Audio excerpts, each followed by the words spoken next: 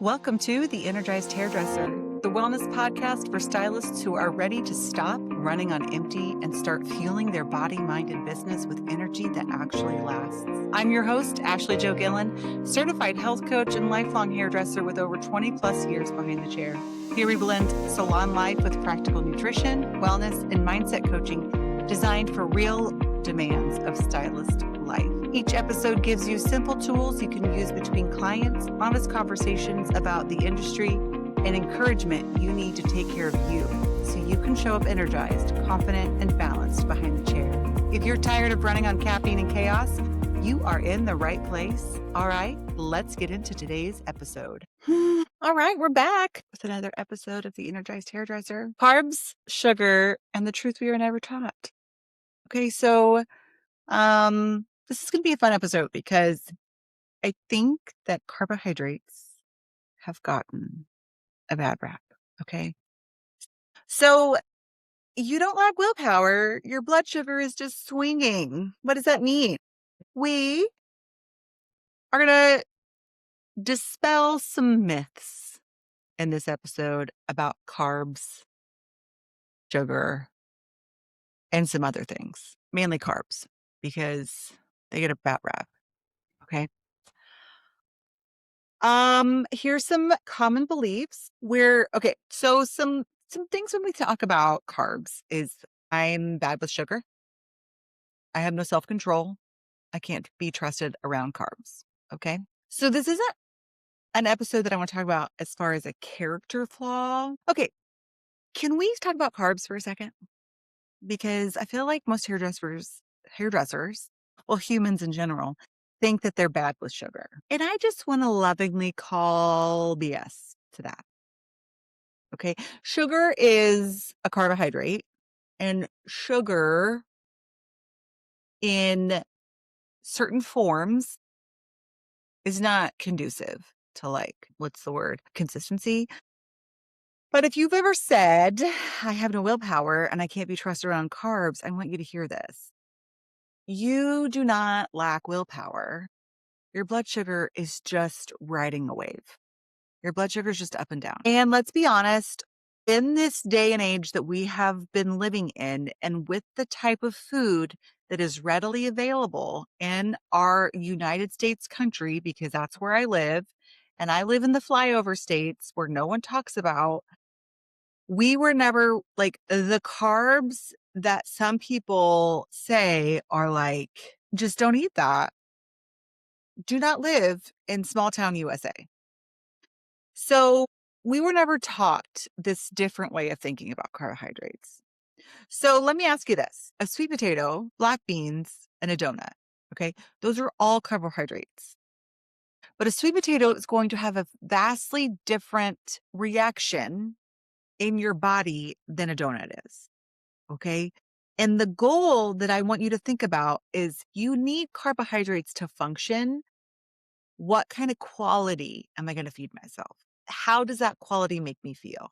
Okay. So I have felt this so many times in my life. Why can't I just be normal? Why can't I just eat normal? Why can't I just eat normal food and then not feel like a garbage can? Okay. So what if this is not a personal failure? It's just your body is responding to long days, skipped meals, and stress. It is when you are hungry, sugar is going to be 100% more of, it's going to sound so much more appealing than anything else. So, anyway, what I want you to consider is that hairdressers' schedules are not normal. Our nervous systems are constantly working overtime. And of course, your body is going to want quick fuel. So my objective is to help you be prepared to give you the highest quality of fuel in those desperate times. Okay. Your body isn't necessarily being dramatic. It's being practical when it says, give me a candy bar. I want a coffee. I'll feel full. But then we're still riding that roller coaster. Okay. So carbs are an essential part of your body and how your body's make up. Okay. But macros, when people are saying, I'm counting my macros, What they're doing is they're giving themselves an allotment of protein, fats, and carbs. Carbs equal energy. Your brain loves glucose. So when you eat a carbohydrate, it turns it into glucose into the body, and the body wants to consume that. It's its preferred source. Okay.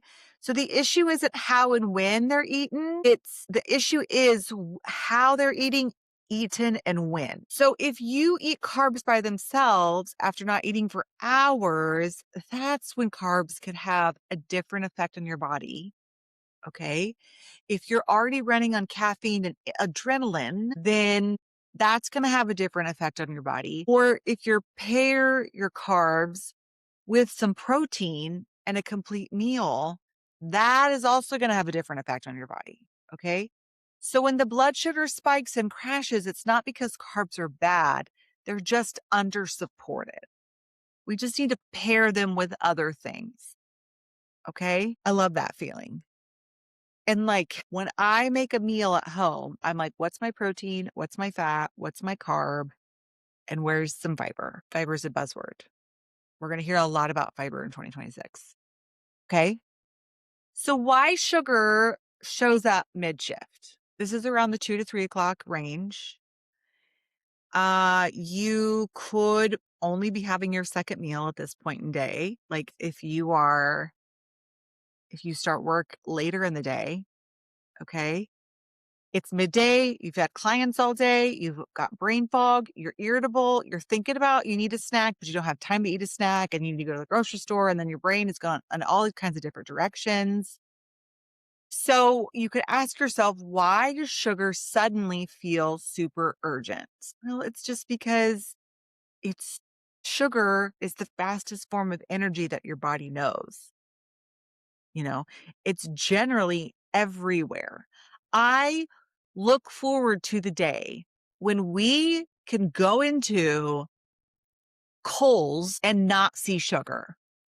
I look forward to the day when we can walk into a store that has absolutely nothing to do with food and we see freaking no sugar there. Why are there candy bars in Home Depot?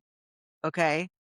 Because here's the thing. I used to identify myself as like a crack addict, but my crack was sugar. And 2 years ago, I I did the whole thing. And my best friend invited me to a party.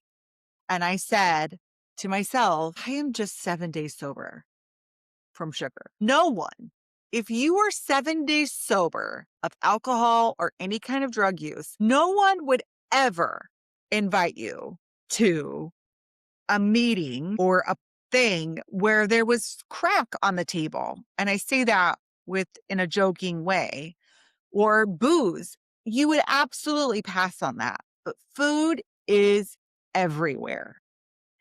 And if you have a sugar tooth, a sweet tooth, and that's what you consume all the time, then you are literally like to put yourself in that situation is so hard. Okay. Because sugar is the fastest form of energy that the body knows what to do with. Okay. The craving isn't you being weak, it's your body saying, hey, I'm running low here. But then the more we eat sugar, the more we crave it. And I'm kind of going on a tangent here, but I feel very strongly about sugar. I'm not like in my weight loss, I'm not like no sugar.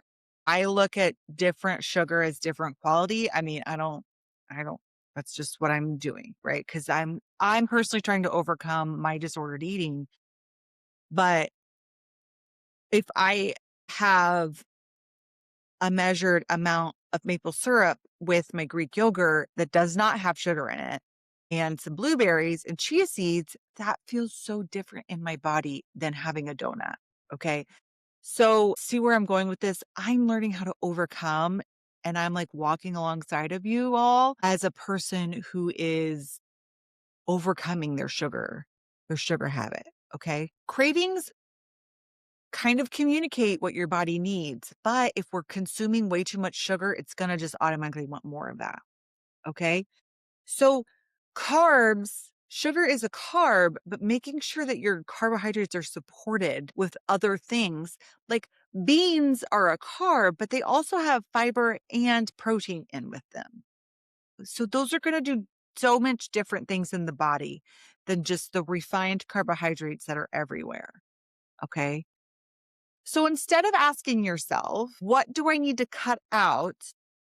What can I add? And this really helped me with consistency and longevity when it comes to eating normally. Now, I have weight that I want to lose. I could not do this if I was really trying to drop weight as fast as possible. So, if you're on a weight loss journey and you're like, I need to cut this out, I like to live a little bit more in the gray where I'm not going to just raw dog Greek yogurt with no maple syrup, like with nothing. I'm not going to do that. I don't want to do that. Then I won't eat it. Right. And then I'll get hungry and then I'll just binge on something that's totally awful. But that's me. And I don't know if that's relatable. If that's relatable, then I would love to hear from that. But like adding a tablespoon of maple syrup to my very nice protein dense yogurt with blueberries and that are not sweetened with extra sugar and with some chia seeds feels so much more supportive.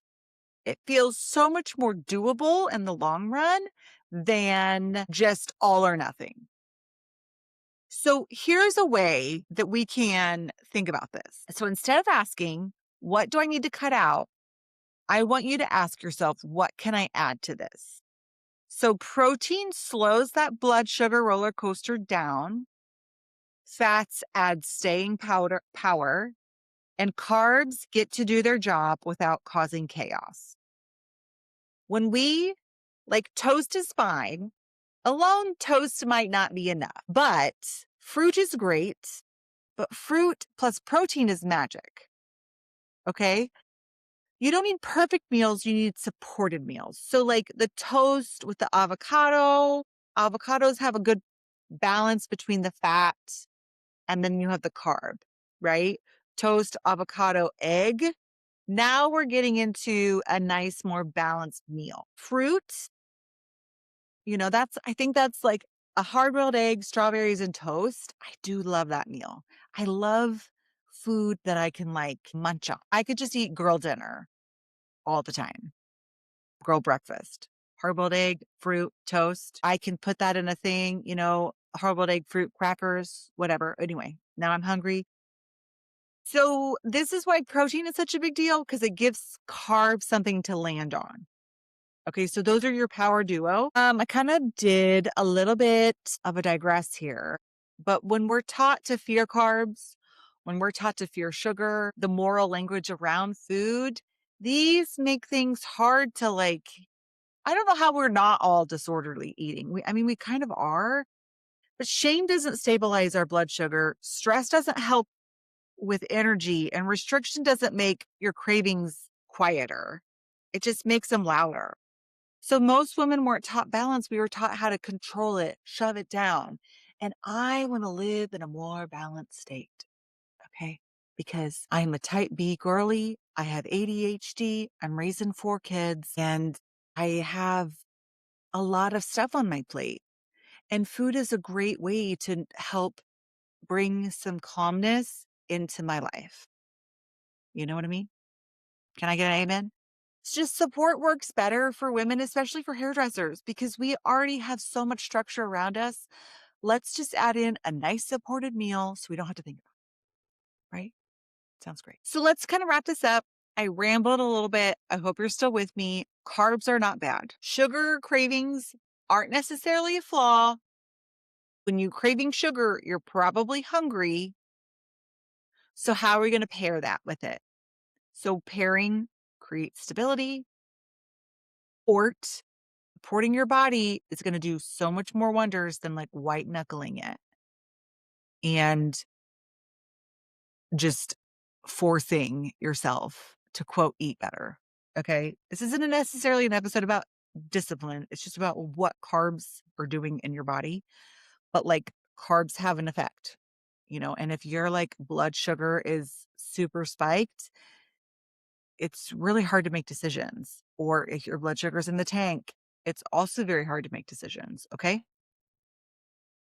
So your only takeaway this week is to pair your carbs with something else. Doable. Totally doable. If you're having a donut, try to eat that donut with a hard boiled egg. If you are grabbing a bunch of snacks from your snack area, I want you to pick up a box of some kind of beef jerky or some kind of protein to keep in the salon. So if you're having some candy, grab a little bit of some kind of shelf stable beef stick or something that sounds delicious to you and bring that, put that together, like add that with it. Okay. So it's just notice what happens when your food can support you. Okay. So this is the exact work that we do inside the habit edit. Small changes can make life feel a little bit easier. So I'm here for you. I hope this conversation was helpful, and I look forward to seeing your reaction when you pair your carbs. Carbs give like protein gives your carbs a place to land. I love that. So I'm here for you. Enjoy your day.